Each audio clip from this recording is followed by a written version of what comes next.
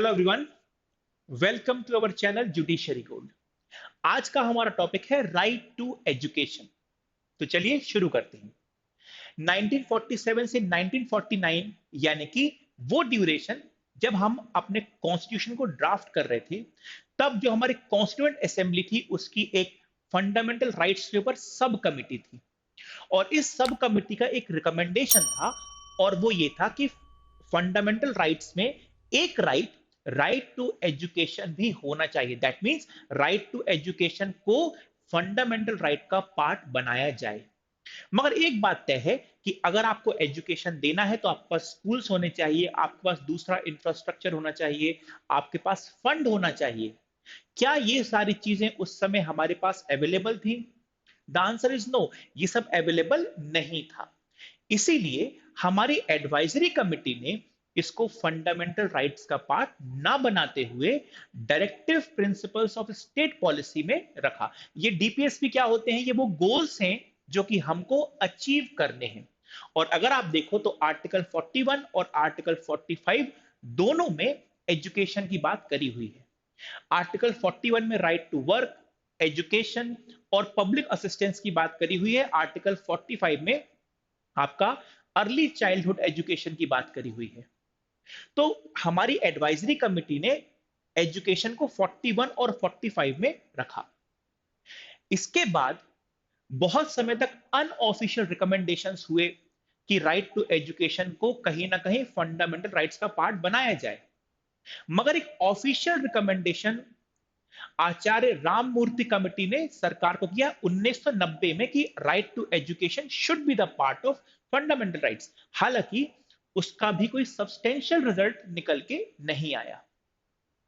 मगर इसके बाद दो लैंडमार्क जजमेंट सुप्रीम कोर्ट के आए, जिन दो जजमेंट्स ने हमारे right of children to free and compulsory education act 2009 का रास्ता साफ कर दिया।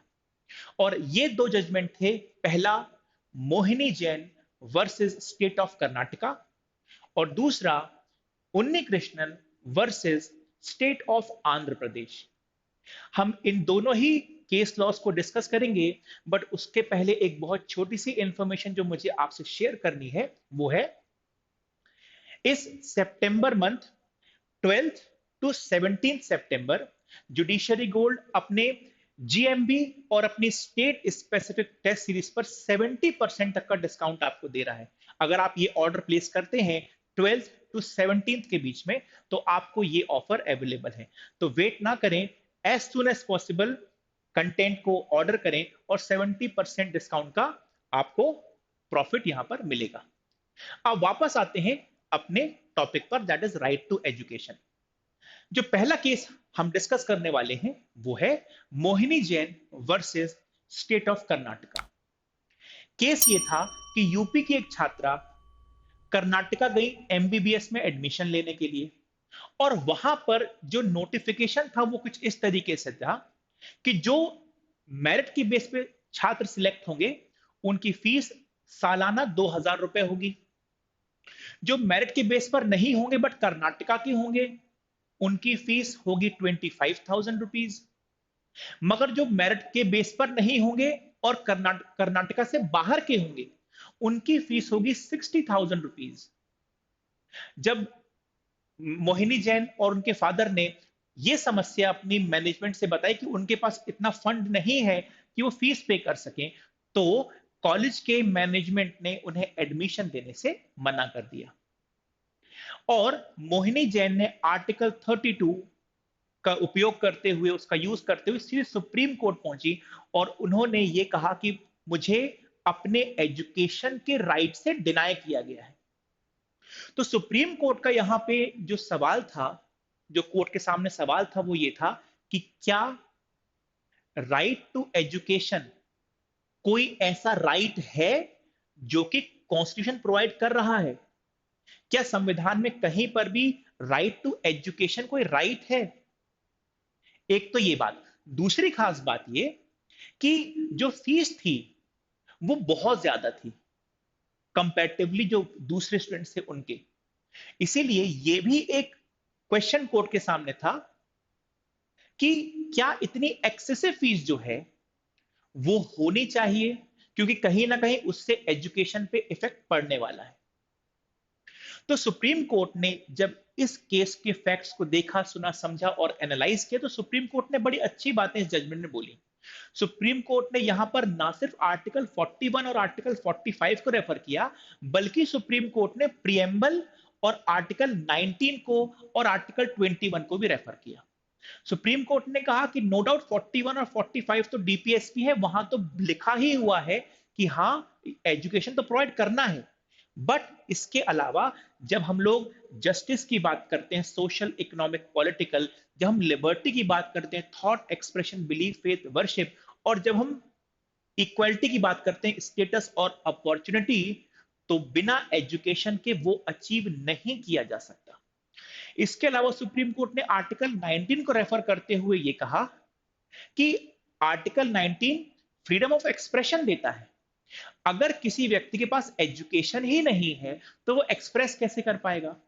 और इसीलिए कोर्ट ने कहा कि अपनी लाइफ को डिग्निटी से जीने के लिए, अब आर्टिकल 21 भी रेफर किया कि क्योंकि आर्टिकल 21 में डिग्निटी भी शामिल है, इसीलिए अपनी लाइफ को डिग्निटी से जीने के लिए एजुकेशन चाहिए। तो इस तरीके से 41, 45, प्रियम्बल, आर्टिकल 19 और आर्टिकल 21 को रेफर करते हुए सुप्रीम कोर्ट ने यह कहा कि right to education is the part of fundamental right.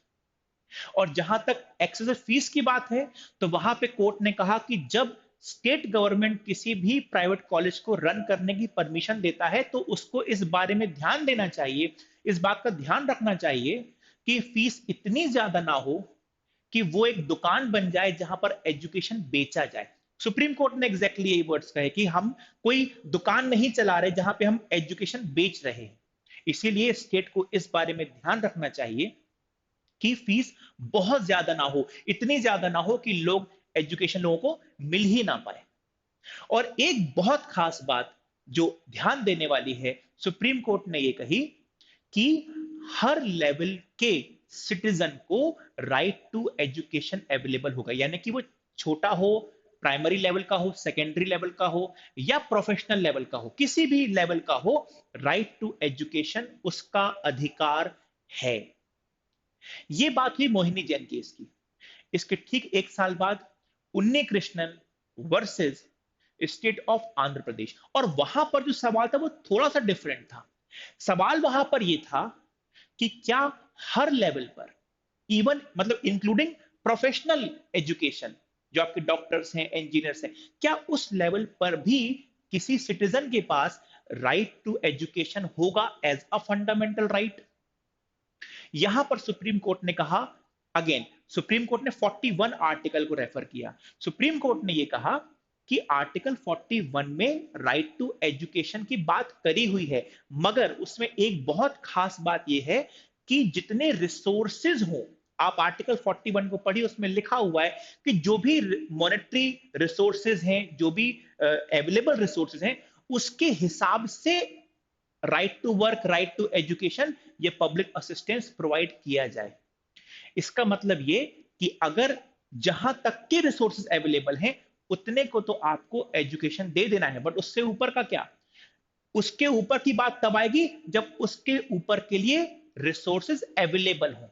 Supreme Court ने उन्नी कृष्णन में यह कहा कि हां, right to education no doubt is a part of fundamental right, but not at all the levels. हर लेवल पर अवेलेबल नहीं होगा। 14 साल तक की उम्र के बच्चों के लिए वो राइट है, वो फंडामेंटल राइट का पार्ट है, बट प्रोफेशनल लेवल पर नहीं है। हालांकि मैं ये भी समझ सकता हूं, या अपने नॉलेज से मैं ये भी कह सकता हूं कि ये 14 इयर्स का भी इसलिए है, एक कैप इसलिए है कि अभी उसके ऊपर के लिए शायद हमारे पास रिसोर्सेज अवेलेबल नहीं है। कल को जब हमारे पास इतने रिसोर्सेज अवेलेबल हो जाएंगे कि हम प्रोफेशनल लेवल का भी एजुकेशन फ्री में दे सकते हो, तो उस समय उसको भी कहीं ना कहीं हमारा लेजिस्लेचर या हमारा सुप्रीम कोर्ट फंडामेंटल राइट का पार्ट बना देगा।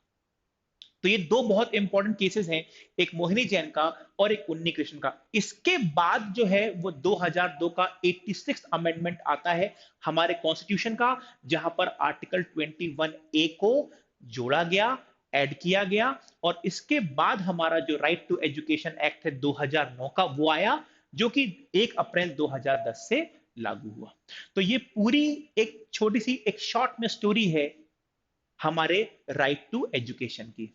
अगर वीडियो पसंद आया है तो लाइक करिए, शेयर करिए, और अगर चैनल सब्सक्राइब नहीं किया है तो चैनल को सब्सक्राइब करिए। Thank you and all the best.